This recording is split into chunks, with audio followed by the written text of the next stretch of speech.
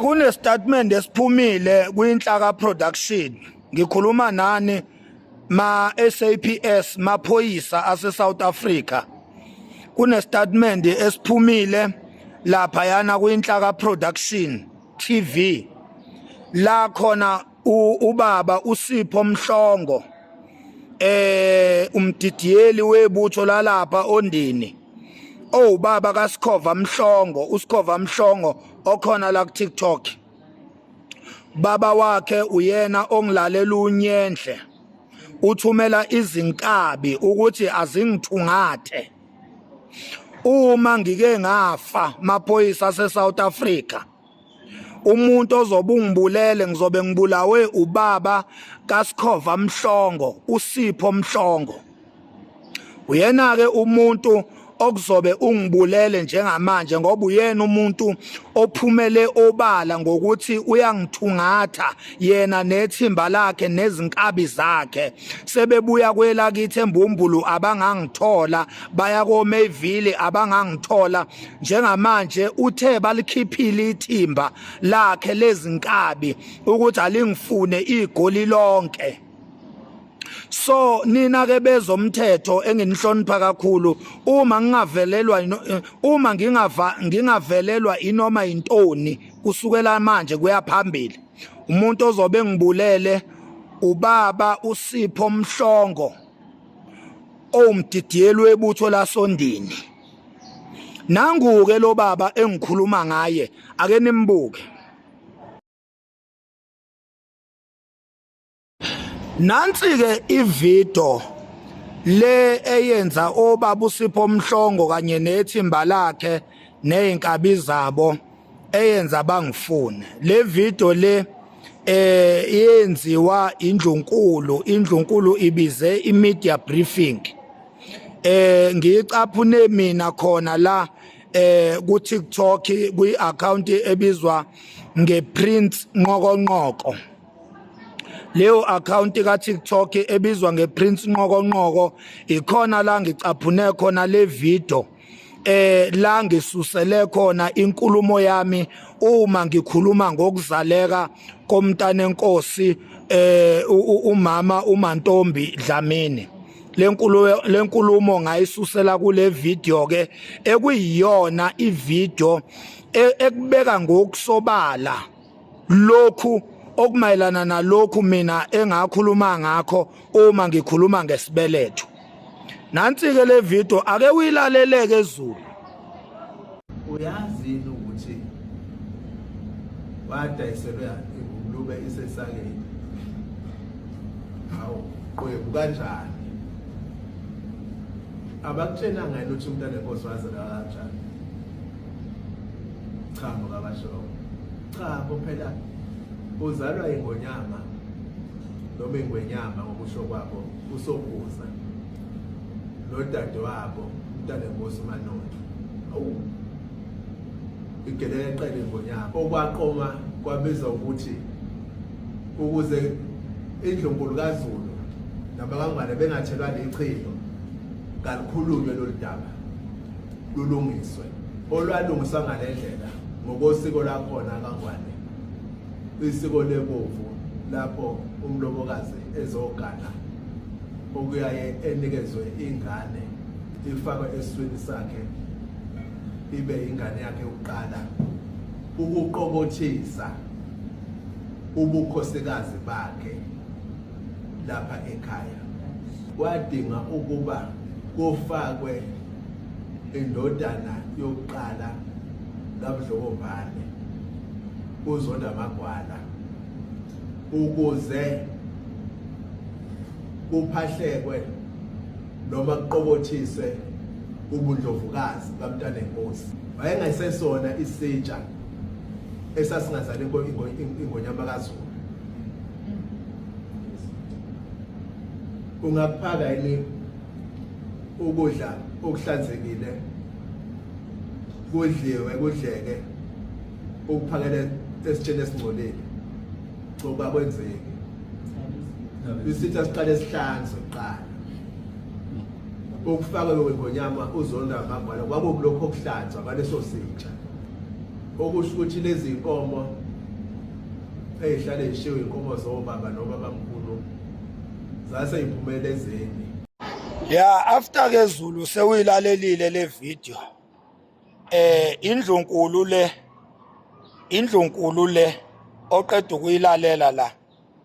Iyona ekhuluma amazwi mayelana nokuzaleka komntana enkosi ozala umntwana uMisizulu. Umbuzo ke uthi obhuti Sipho Mhlongo ubaba kaSkhova bake benzani ngesikhathi indlunkulu isikhulumela yona njengoba kade nilalela nje?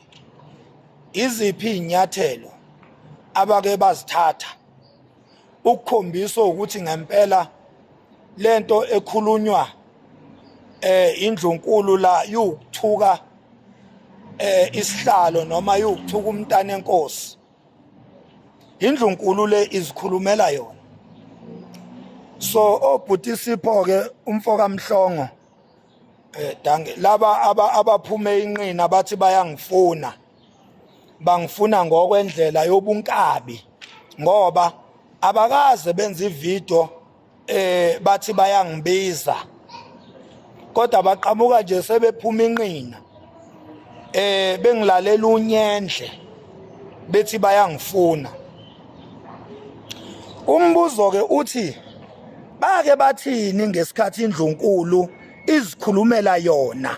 Ake niphinde nilalele le video Zulu ebese ningitshela ukuthi kungabe okukhulunywa uMax Makhanya kuyisukela engqondweni yakhe noma kuyiqiniso elimsulwa. Umbuzo uthi njengoba ubaba kaSkhova efuna ukungibulala nje kanye nethimba lakhe inkabi zakhe lezi ebebekhuluma nazo lapha kuInhlaka Production bethi bayangifuna, bafuna ukungibulala, ezethu ubaba kaSkhova kuyophela inhlamvu. Umbuzo uthi abayibulalanga ngani indlunkulu ngesikhathi ikhulumela yona lezi indaba ezikwi-social media? Abayibulalanga ngani indlunkulu ngoba lezi indaba zakhulunywa yiyo indlunkulu, yazikhiphela kithi siwumphakathi.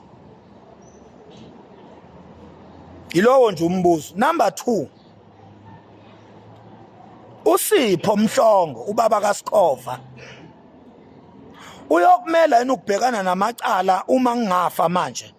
Uma nje ngingase ngife manje, qhamuke nje noma iziphi insizwa zingihlabe ngenhlamvu manje ngife.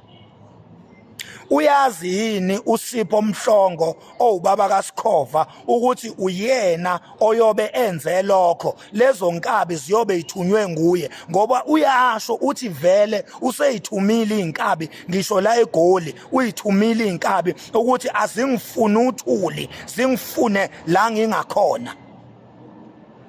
Uyasho uSipho Mhlongo uthi uyikhiphile inkabi. Baqale bayongifuna embumbulu kwelakithi bangangithola, bayongifuna koMayville. Uthi ke manje inkabi useyithumele eGoli. Uyazini ubaba kaSkhova ukuthi lokho kukodwa kumenza ukuthi abe umsolwa uma ngingase ngife nje anytime from now? Uyena umuntu oyobe ngibulele. Uyakwazi lokho ubaba kaSkhova? WeSkhova uyakwazi ubaba wakho lokho? Ikubonile nawe uyipostile epageni lakho le video kababa wakho engisabisa, engisongela, engivala umlomo. Ngikubonile uyipostile epageni lakho. Ayasazi weZulu lezi indaba zakhulunywa indlunkulu. Mawuzifuna type la uthi Prince Nqokonqoko. Le video uzoyithola iphelele lapha ya epageni le Prince Nqokonqoko. Usuku uye ku YouTube uyo type the same thing, Prince Nqokonqoko videos. Uzowathola wonke lama video ezinkulumo engikhulumayo. Akukho engikedayo, konke kwakhulunywa indlunkulu. umbuzo uthi othi ngifanele ukufa ngokukhuluma izinto lezi kanti waye ngayibulalanga indlunkulu mayizikhuluma yona noma zirong mayikhulunywa yimi ziright mayikhulunywa indlunkulu zinhlamba mayikhulunywa yimi aziyona inhlamba mayikhulunywa indlunkulu uma ngabe kanti inhlamba le ifunani go social media ifunani emadlebeni ethu into ewukuthuka isihlalo ewukuthuka isilo into ewukuthuka uZulu yaphuma kanjani endlunkulu yezemadlebeni esizwe ifunani kuyi public domain into ewukuthuka isizwe angibambe lapho kwamanje cha before nje ngiyibambe